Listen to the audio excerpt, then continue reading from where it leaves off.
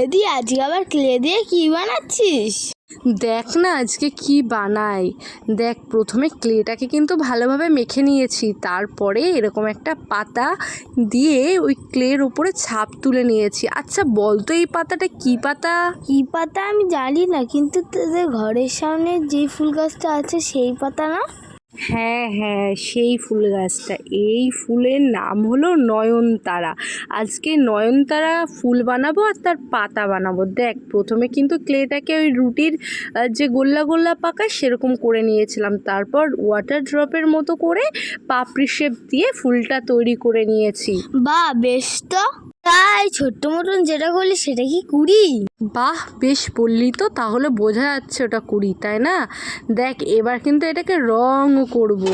দাঁড়া দাঁড়া দাঁড়া, এটা তো বল, এটা শুকানোর জন্য কিছুটা টাইম তুই রেখে দিয়েছিলিস। ওহো, আমি তো এটা বলতে ভুলে গেছিলাম। এটা শুকানোর জন্য আমি প্রায় 2 থেকে 3 ঘন্টা এটাকে রেস্ট দিয়েছিলাম। তারপরে দেখো পাতাটাকে কিন্তু সবুজ করে নিয়েছি। এবার পাপড়ির রঙটা কি দিলাম বলতো ভাই? এটা তো পিঙ্ক কালার। হ্যাঁ, ঠিকই বলেছিস, সেটা পিঙ্ক কালার। তারপরে দেখ, এইটা রং করা হয়ে গেলে কিন্তু কি করব বলতো? ভার্নিশ।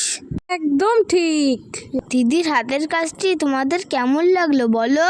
দিদির কাজগুলো ভালো লাগলে লাইক এবং সাবস্ক্রাইব করে রেখো। টাটা।